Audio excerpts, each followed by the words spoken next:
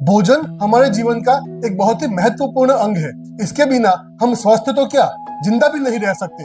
हम भोजन इसीलिए ग्रहण करते हैं ताकि उससे मिलने वाले सभी पोषक तत्व हमें ठीक से प्राप्त हो सके और उससे होने वाले सभी कार्यों को हम ठीक से कर सके और उसके अंत में मिलने वाले मल इत्यादि को ठीक से निष्कासित करके हैप्पी हेल्थी लाइफ को एंजॉय कर पाए। क्या भोजन करने के बाद आप चलना पसंद करते हैं या फिर मोबाइल लेकर सोफे पर बैठ जाते हैं? अगर भोजन के बाद आपको चलना पसंद है या फिर आप नहीं चलते, इन दोनों अवस्थाओं में आज का वीडियो आपके लिए काफी महत्वपूर्ण है, क्योंकि भोजन के बाद चलने से हमारे शरीर पर उसका क्या असर होता है यह जानना हम सबके लिए काफी आवश्यक है। हम हमारे ओपीडी में ऐसे काफी पेशेंट देखते रहते हैं जो इस ज्ञान को ठीक से ना जानते हुए अंत में बीमार होते हैं।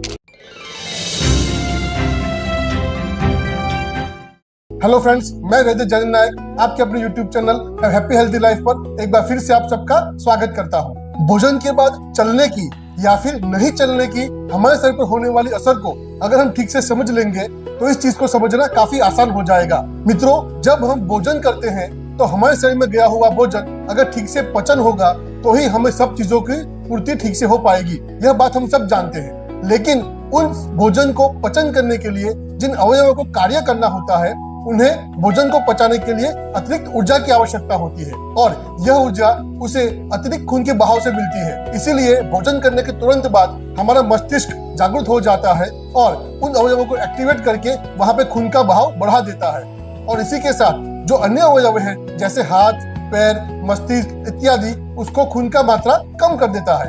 यह हमारी स्वाभाविक कार्य प्रणाली है जिसके कारण हम भोजन को अच्छे से पचन कर सकते हैं। आयुर्वेद के सिद्धांत अनुसार भोजन करने के बाद संक्रमण उत्तम स्वास्थ्यवर्धक कहा हुआ है।